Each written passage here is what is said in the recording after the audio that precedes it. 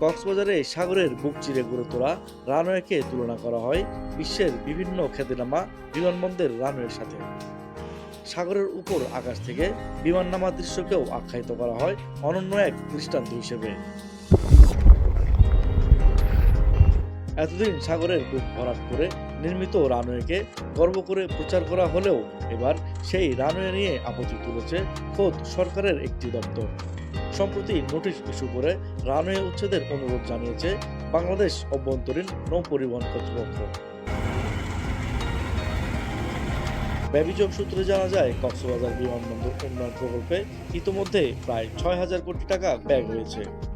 এর মধ্যে ৪,০০০ কোটি টাকারও বেশি ব্যয়ে রানওয়ের দৈর্ঘ্য ৬,৭৭৫ ফুট থেকে ৯,০০০ ফুটে বাড়ানো হয়েছে এবং প্রস্থ বাড়িয়ে ২০০ ফুট করা হয়েছে।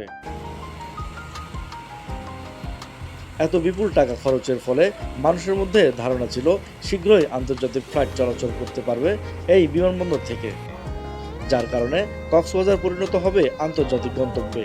কিন্তু মানুষের সব আশায় জল ঢেলে দিয়েছে বর্তমান অন্তর্বর্তী সরকার। কারণ সম্প্রতি কক্সবাজার বিমানবন্দরকে আন্তর্জাতিক বিমানবন্দর ঘোষণার মাত্র কয়েকদিনের মাথায় সেই ঘোষণা থেকে ফেরত আসে সরকার, যার ফলে মানুষের স্বপ্নে বাজ পড়ে যায়। এবার শুধু নাম ঘোষণা থেকে সরানো নয়, খোদ কয়েক হাজার কোটি টাকা ব্যয়ে সাগরের উপর নির্মিত রানওয়ে উচ্ছেদের দাবি তুলেছে বিআইডব্লিউটিএ।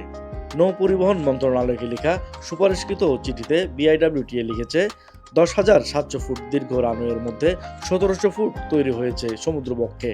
মহেশখালী চ্যানেলে বিমান অবতরণের সহায়ক কাঠামো হিসেবে যে পাইলিং ব্যবহার করা হয়েছে তা নদীর স্বাভাবিক প্রবাহ ও নৌ চলাচলে বাধা সৃষ্টি করছে। তাই কাঠামোটি অবিলম্বে অপসারণে বেসামরিক বিমান চলাচল কর্তৃপক্ষকে চিঠি দেওয়ার সুপারিশ করেছে কমিটি। শুধু তাই নয়, বেবিচক যদি কাঠামো অপসারণে ব্যর্থ হয় তবে বিআইডব্লিউটিএ নিজ উদ্যোগে উচ্ছেদ অভিযান পরিচালনা করতে পারে বলেও জানানো হয়। বিমানবন্দরের রানওয়ের সম্প্রসারণে কাজ করার সময় বিআইডব্লিউটিএর পোর্ট রুলস ১৯৬৬ মানা হয়নি বলে জানান বিআইডব্লিউটিএর এই কর্মকর্তা। বিআইডব্লিউটিএর যেহেতু এটা বন্দর এলাকা এবং বন্দরের যেহেতু ফোরশোর ভূমি ব্যবহার করা হয়েছে, পোর্ট রুলস ১৯৬৬ অনুযায়ী লাইসেন্স নিয়ে বিআইডব্লিউটি কর্তৃপক্ষের লাইসেন্স গ্রহণ করে ফোরশোরের মধ্যে যে কোনো স্থাপনা নির্মাণের আইনগত বিধি বাধ্যবাধকতা রয়েছে, সেই বাধ্যবাধকতাও বেবিচক অনুসরণ করেনি। সরকারের দপ্তরগুলোর এমন সমন্বয়হীনতার কারণে বিমানবন্দর সম্প্রসারণের কাজ যেমন পিছিয়ে যাবে, তেমনি সরকার আর্থিকভাবে ক্ষতিগ্রস্ত হবে বলে মনে করছেন স্থানীয়রা। পরিকল্পিতভাবে প্রকল্প গ্রহণ না করাকে দুষছেন তারা। যে আন্তর্জাতিক বলেছেন, এটা তো একটা মেগা প্রজেক্ট, এটা তো ছোটখাটো প্রজেক্ট না। এই সমস্ত মেগা প্রজেক্ট করতে হলে আপনার এর সাথে জড়িত যে সংশ্লিষ্ট কর্তৃপক্ষ আছে সবার সাথে যোগাযোগ মেনটেন করে সমঝোতার মাধ্যমে এই সমস্ত মেগা প্রজেক্ট করা হয়। কক্সবাজারবাসীর যে স্বপ্ন ছিল সেই স্বপ্নে আঘাত এনেছে এবং এই যে তাদের আন্তঃসমন্বয়হীনতা, এই সমন্বয়হীনতা রাষ্ট্রের যে আমাদের একটা অর্থনৈতিকভাবে একটা লোপাট প্রস্রূপ আমরা এভাবেই নিচ্ছি।